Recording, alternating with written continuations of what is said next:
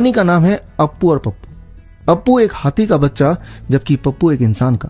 आज से 500 ईयर्स पहले हाथी की एवरेज लाइफ स्पैन थी 70 ईयर्स और आज भी हाथी की एवरेज लाइफ स्पैन है 70 ईयर्स। जबकि आज से 500 ईयर्स पहले मानव का लाइफ स्पैन था लगभग 110 ईयर्स जबकि आज है 75 ईयर्स। अप्पू और पप्पू के जीवन के सफर के माध्यम से यह जानने की कोशिश करते हैं कि इंसान के लाइफ स्पैन के कम होने के पीछे का सच क्या है। तारीख थी 12 जनवरी 1990। अप्पू का जन्म जंगल में हुआ जबकि पप्पू का हॉस्पिटल में। चलते हैं अप्पू और पप्पू के कहानी के अगले पड़ाव में। अब दोनों लगभग 2 से 2.5 साल के हैं।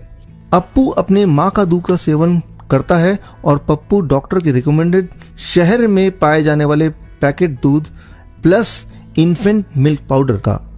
अब माता पिता ये समझ ही नहीं पाते हैं कि जो मिल्क पाउडर अपने पसीने की कमाई से खरीदकर अपने बच्चों को अच्छे सेहत की उम्मीद में पिला रहे हैं, वही मिल्क पाउडर बच्चों को शारीरिक रूप से जीवन भर के लिए ऑटो इम्यून डिजीज का शिकार बनाने वाला है।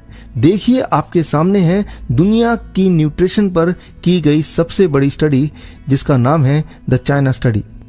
चाइना स्टडी के अनुसार babies fed with cow's milk mixed with infant formula leads to immune system loses its ability to distinguish between cow's milk protein fragments and pancreatic cells that leads to autoimmune diseases like diabetes type 1। याद रखें, market में मिलने वाले milk powder जैसे Cerelac से लेकर boost, Bournvita, Maltova या Horlicks long run में बच्चों के सेहत के लिए हानिकारक साबित होता है। लगभग 3 साल के बाद अप्पू और पप्पू के जीवन में एक बदलाव दिखा। जहां अप्पू अब दूध पीना छोड़ चुका है, वहीं पप्पू अपने 10वें साल पूरा करते हुए भी दूध का सेवन कर रहा है, वह भी टेस्टी मिल्क पाउडर के साथ। दुनिया के इतिहास में मानव ही एक ऐसा जीव है जो दूसरे जीव का दूध पीता है और मानव ही एक ऐसा जीव है जो जीवन भर दूध पीता है। नेचर ने हमारे शरीर को कुछ इस तरह डिजाइन किया है कि पहले कुछ वर्षों तक ही हमें दूध की आवश्यकता होती है और वो भी माँ के दूध की। तारीख 12 जनवरी 2000 यानी अप्पू और पप्पू का 10th बर्थडे। ये क्या, अप्पू तो अपने बर्थडे को भुलाकर रोज की तरह एक रूटीन जीवन जी रहा है जबकि पप्पू अपने बर्थडे के सेलिब्रेशन की सारी तैयारी कर चुका है। चारों तरफ खाने पीने के सामान है, pizza, burger, French fries, chips, cold drink, pastries, cake. आगे बढ़ने से पहले आइए जान लेते हैं फास्ट फूड का ये सच। फास्ट फूड से जुड़े हुए 3 अनसुनी सच्ची कहानियां।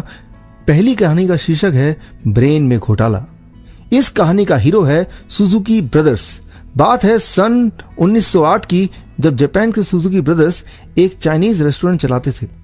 अक्सर रेस्टोरेंट के एक कोने में बैठकर रेस्टोरेंट में आए ग्राहक के बिहेवियर को नोटिस किया करते थे।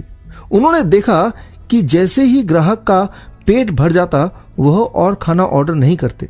उनके दिमाग में एक बात आई, अगर रेस्टोरेंट में आए कस्टमर्स का पेट कभी भी ना भरे तो कस्टमर और खाना ऑर्डर करेंगे और उससे रेस्टोरेंट का प्रॉफिट बढ़ जाएगा। हमें समझना होगा, जब भी हमें भूख लगती है तब ब्रेन से सिग्नल पेट तक पहुंचता है और हमें भूख का एहसास पेट पर होता है। आप इमेजिन कीजिए कि आपके ब्रेन में ट्रैफिक सिग्नल की तरह लाइट है और जब ब्रेन देखता है कि बॉडी को एनर्जी की आवश्यकता है तो ग्रीन लाइट यानी कि स्टार्ट हार्मोन ग्रेलिन ऑन कर देता है और हमें पेट में भूख का एहसास होने लगता है। और ब्रेन जब देखता है कि अब खाना पर्याप्त है अगले कुछ घंटों के लिए, तब ब्रेन अपने ग्रीन सिग्नल को ऑफ करके रेड सिग्नल यानी स्टॉप हार्मोन लेप्टिन को ऑन कर देता है। तब आपको एहसास होता है कि अब और खाने की इच्छा और आवश्यकता नहीं है। सुजुकी ब्रदर्स कुछ साइंटिस्ट से मिले और बोला, आप कुछ ऐसा कर दो कि जब हमारे रेस्टोरेंट में कस्टमर आए तब उनका ग्रीन सिग्नल हमेशा के लिए ऑन रहे और रेड सिग्नल हमेशा के लिए ऑफ, ताकि उनको खाने के बाद भी भूख लगती रहे, जिससे कि कस्टमर और खाना ऑर्डर करें और खाते रहें।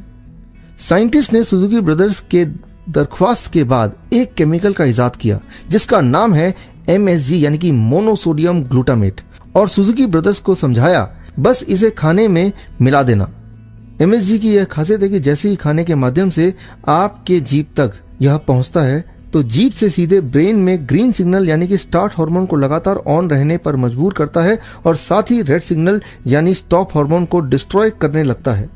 यानी जितना आप MSG युक्त खाना खाएंगे उतना आपका ग्रीन सिग्नल ऑन रहेगा और रेड सिग्नल ऑफ, यानी कि खाने के बावजूद भी भूख लगती रहेगी। लेकिन कुछ सालों के MSG युक्त खाने के सेवन से रेड सिग्नल यानी स्टॉप हार्मोन की प्रक्रिया पूरी तरह से डैमेज हो जाती है और ऐसे बच्चे दिन भर खाना खाते ही रहते हैं और फिर भी भूख नहीं मिटती। लगभग जितने भी फास्ट फूड हैं जैसे chips, burger, pizza, french fries, इन सब में MSG होता है। MSG अगर आप मिट्टी में मिलाकर खाएं तो वह भी स्वादिष्ट लगेगा क्योंकि यह है फॉल्स टेस्ट। अक्सर आपने ध्यान दिया होगा कि घर में मम्मी बोलती हैं कि आज घर में ही पिज्जा बनाऊंगी, लेकिन बच्चा घर का पिज्जा खाकर बोलता है मम्मी आपके पिज्जा में वो स्वाद नहीं है जो कि मैकडॉनल्ड के पिज्जा में। ध्यान देने वाली बात यह है कि रेस्टोरेंट में पिज्जा जो आपको स्वादिष्ट लगता है उसकी वजह है MSG। MSG जीभ के माध्यम से सीधे ब्रेन में अटैक करता है और MSG नोज के माध्यम से भी ब्रेन को हिट करता है। इसीलिए आपने गौर किया होगा जब आप मैकडॉनल्ड के पास से गुजरते हैं तब एक पिकुलियर स्मेल आती है और आपको एहसास होता है कि भूख लगी है, कुछ खा लिया जाए। दरअसल यह MSG का कमाल है। MSG leads to many kind of lifestyle diseases including diabetes, cardiovascular diseases, mental disorder, obesity, etc. अब चलते हैं दूसरी कहानी की तरफ। इसका टाइटल है कैनिबलिज्म। सन 2002 में अमेरिका में एक कंपनी की स्थापना की गई। इसका नाम था सिनोमिक्स। सिनोमिक्स एक फ्लेवरिंग एजेंट मैन्युफैक्चरिंग कंपनी है जो कि एबॉर्टेड बेबीज के ह्यूमन एम्ब्रियोनिक किडनी सेल, जिसे HEK293 कहा जाता है, को इस्तेमाल करके फ्लेवरिंग एजेंट तैयार करता है।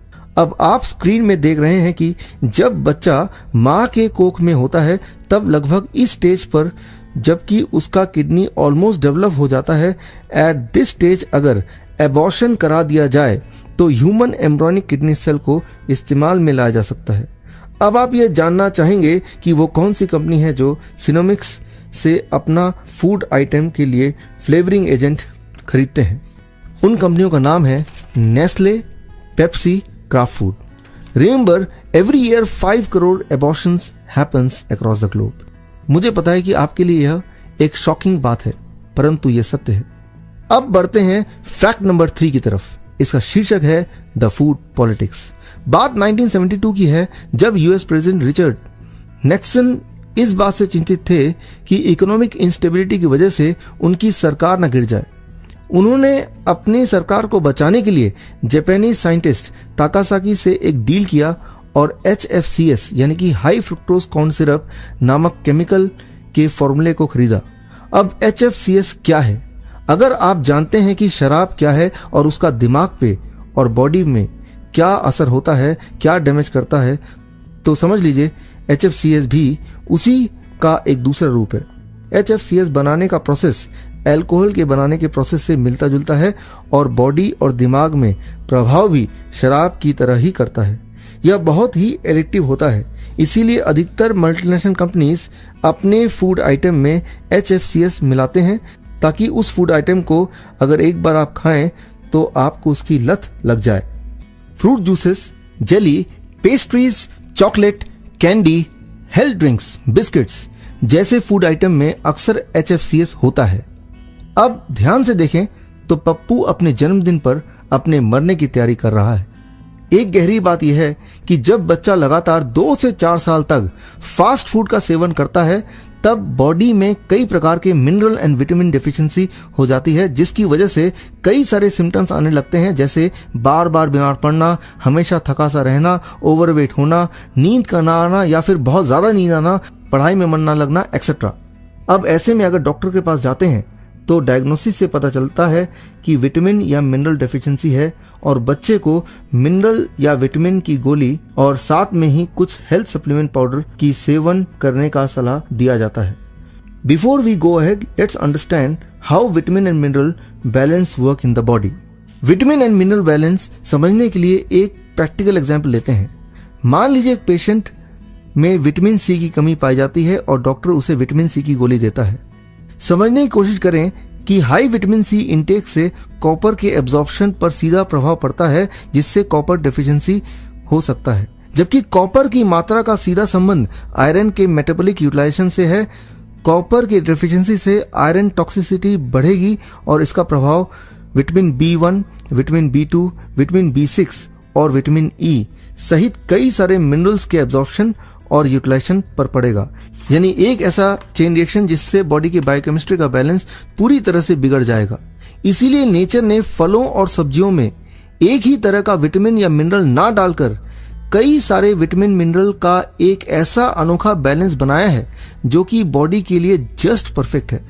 दोस्तों वीडियो पसंद आया होगा, अगर पसंद आए तो लाइक कर दीजिए। दोस्तों के साथ, अपने रिलेटिव्स के साथ जितना ज़्यादा हो सके इस वीडियो को शेयर कर दीजिए, क्योंकि हो सकता है उनको ये वीडियो आपसे ज़्यादा ज़रूरत हो।